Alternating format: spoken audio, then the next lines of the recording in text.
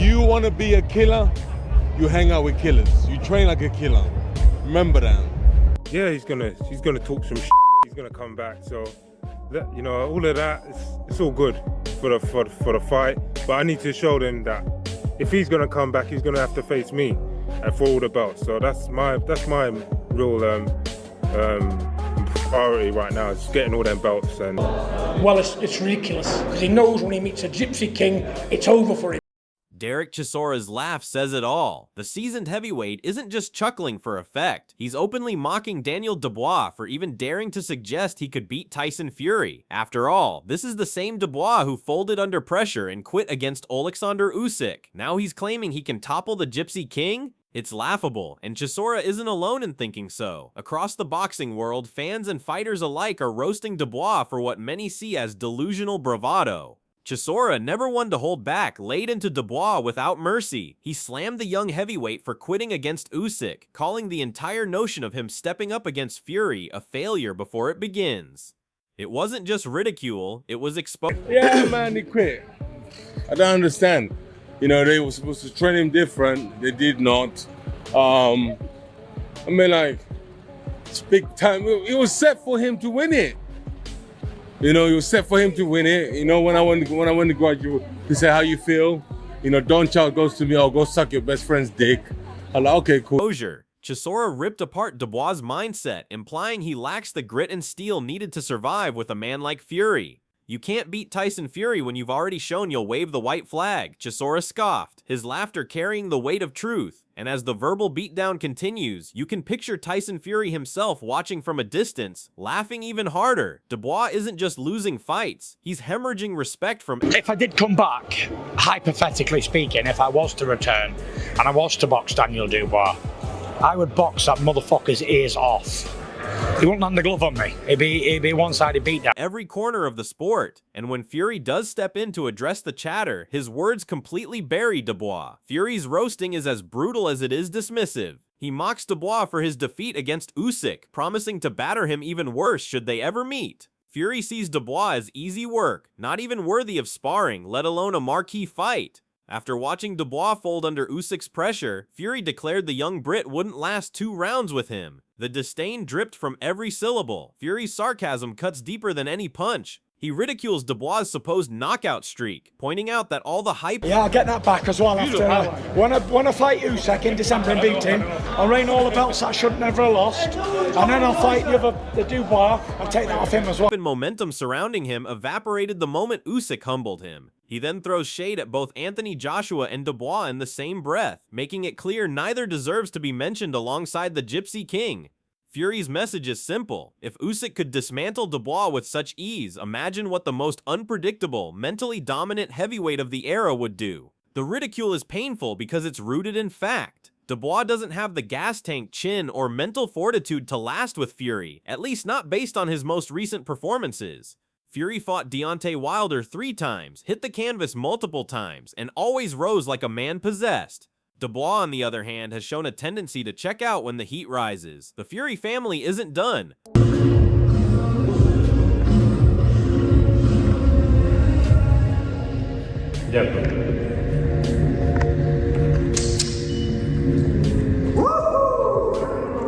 John Fury, Tyson's fiery father, is raging, and when he speaks, his words carry the weight of an old-school, battle-hardened boxing man. John's anger isn't just about Dubois' comments, it's about the disrespect he feels toward true warriors like Tyson Fury. He sees the sport rewarding quitters and hype jobs, while devaluing fighters who have truly earned their stripes. In John Fury's eyes, the heavyweight division is supposed to be a jungle filled with lions, yet Dubois is nothing more than a sheep in gloves.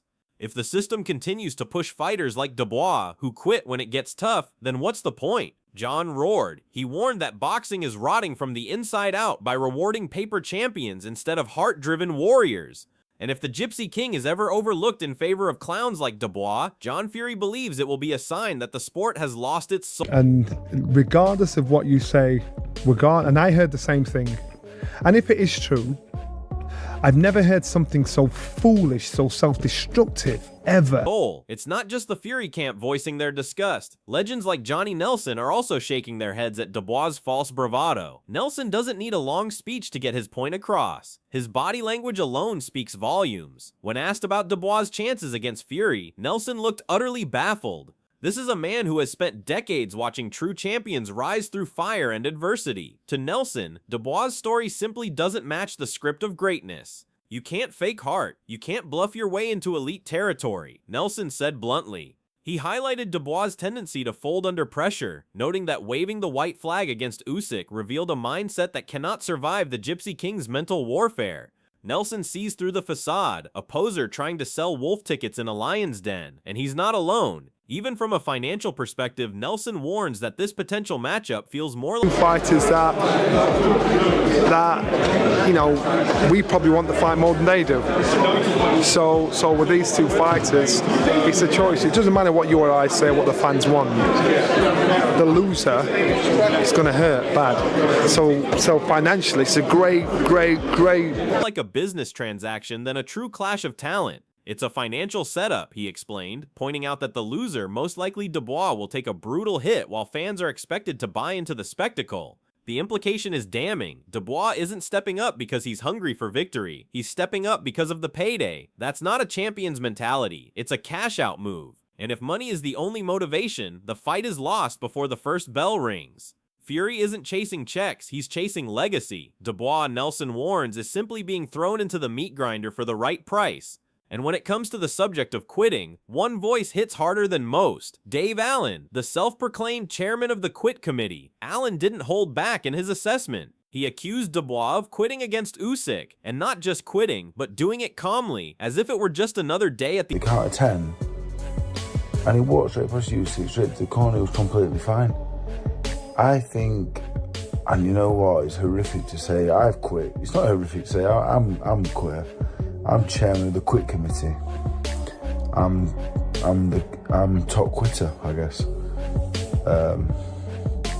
Anyway, he quit, yeah, he did. The office. Allen's words sting because they come from a fighter who has been through the trenches. He knows what it means to dig deep, to endure, to bite down on the mouthpiece and keep swinging. In Dubois, he saw none of that. The label chairman of the Quit Committee may sound like a joke, but in the unforgiving world of boxing, it's a scarlet letter that never washes off. Allen cautions fans against expecting Dubois to suddenly transform into a warrior against Fury. He's folded once, and it'll happen again, Allen predicted. Martin Bakole also joined the chorus, not merely criticizing Dubois but humiliating him. Bakole dissected Dubois' performance with surgical precision, pointing out that he had predicted the collapse long before the fight even started. No jab, no adjustments, no evolution, just the same predictable patterns repeated until Usyk inevitably broke him down. Bakole scoffed at the idea that before the fight, even today, that Daniel Dubois would never pass 5 rounds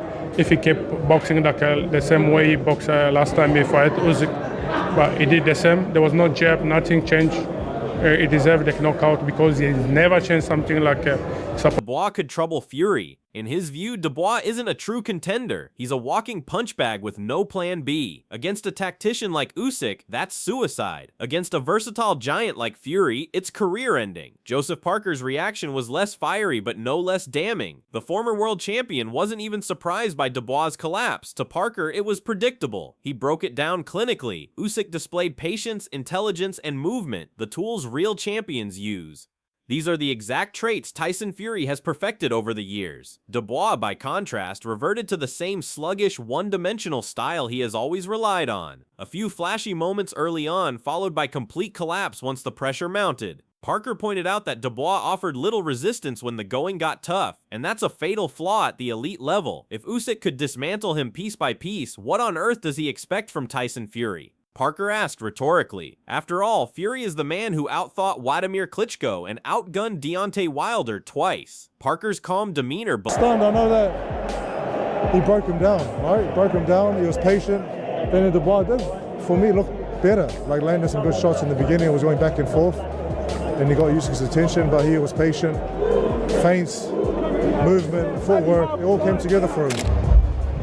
feel bad for Daniel. Belied the ruthlessness of his message. Dubois is miles away from the elite tier, and the heavyweights at the top have already closed the door behind them. And just when the boxing world thought the post-mortem was over, Tyson Fury returned to deliver the final nail in the coffin. He didn't rage or rant. He spoke like a king addressing peasants. Fury's tone was surgical, almost bored. He wasn't defending Dubois, he was simply acknowledging what everyone already knew. Dubois tried and failed miserably. He was knocked down twice and failed to rise with conviction. Fury's rhetorical question, "What do you want him to do? Die in the ring?" wasn't sympathy. It was a cold reminder of what separates the elite from the pretenders. Real fighters, Fury implied, would rather die in the ring than surrender. That's the difference between men like him and men like Dubois. Fury hit the canvas multiple times against Wilder and came back even stronger. Dubois, by contrast, seemed to check out at the first sign of real adversity. Fury's indifference hurts more than any insult. It means Dubois isn't even a blip on his radar as a threat. He's just another name tossed into conversations Fury is tired of hearing.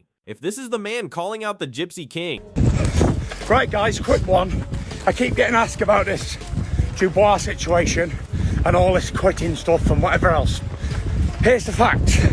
The facts are, young Daniel did his best against one of the greatest champions that's ever been, and it wasn't good enough. He come up short. He got put down twice. What do you want him to do? The world might as well forget about the fight. It's already over. Even rising British heavyweight David Halle weighed in, and his assessment was equally brutal. Halle pulled no punches, accusing Dubois of overthinking everything against Usyk. In boxing, Halle explained, hesitation is death. From the opening bell, Usyk controlled the pace, landed his jab at will, and picked Dubois apart like a master playing chess. Halalle's point is simple but devastating. Usyk operated on a level Dubois couldn't touch. It wasn't just physical, it was mental, strategic, and psychological. And that's the truly terrifying part, because Tyson Fury is even more unpredictable and psychologically punishing than Usyk. If Dubois crumbled from overthinking against Usyk, what happens when he's facing a man who talks to his opponents mid-fight, laughs in their faces, and breaks their spirit before the first punch is thrown? Halle asked. His breakdown wasn't just technical, it was an indictment of Dubois' entire approach to elite competition. Halle doesn't believe Dubois belongs in the same ring as Fury, and if he does step in, the outcome won't just be a loss, it will be an embarrassment from which his reputation may never recover. Dubois tries to counter the avalanche of criticism by branding his style as dangerous. Daniel was thinking too much. There's times when I could see Daniel being a bit hesitant, he was sitting there thinking. He did let his right hand go and he did throw a lot of shots, but I think sometimes when you overthink it, you give Usyk too much time. And when you give Usyk time, you kind of let him play at his own sort of pace. Usyk established the jab from like the first 30 seconds, which was, you know, look, like it just shows his level, right? Dangerous destruction, but the words ring hollow. His delivery is shaky, and after all the humiliating assessments, crushing defeats, and public mockery from legends, his attempt to sound confident lands flat. Where's the fire? Where's the conviction? The greats don't just talk, they roar. Dubois sounds like a man trying to convince himself more than anyone else. He's describing a version of himself that doesn't exist. Not in the ring against Usyk, not in the eyes of Parker, Chisora, Fury, or Adalai. If Dubois thinks Fury will respect this forced bravado, he's in for a rude awakening. The Gypsy King feeds on fighters like Dubois, all muscle, no mindset. This isn't dangerous destruction, it's delusional hope wrapped in PR fluff. And if this is Dubois' big statement to the world, he's already lost the mental war. Now the pressure is on, and the heavyweight division is at a boiling point. Daniel Dubois has talked the talk, but the world isn't buying it. From Derek Chisora's mocking laughter to Tyson Fury's ruthless clever, smart, but, you know, a dangerous destruction. That's my style, and I can't wait to put it on him. I just can't wait, really. Yeah. Missile, every voice that matters has dragged Dubois through the mud. Joseph Parker clinically exposed his lack of adaptability, while Martin Bakole humiliated him for failing to evolve. Dave Allen didn't sugarcoat it, he flat out called Dubois a quitter. Johnny Nelson reduced the entire potential matchup to a business transaction, not a competitive clash.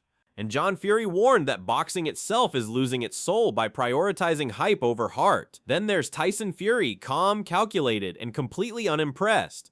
The Gypsy King doesn't see a rival in Dubois, he sees target practice. Fury's mental dominance alone has crushed men with stronger resumes and sturdier chins than Dubois. So what happens if Dubois steps up? Another breakdown? Another towel thrown in? Or will he finally show the world he has more than muscles, that he has fire, grit, and a warrior's soul? If Fury takes him to school as everyone expects, it will be yet another chapter in the myth of invincibility. Dubois built too soon.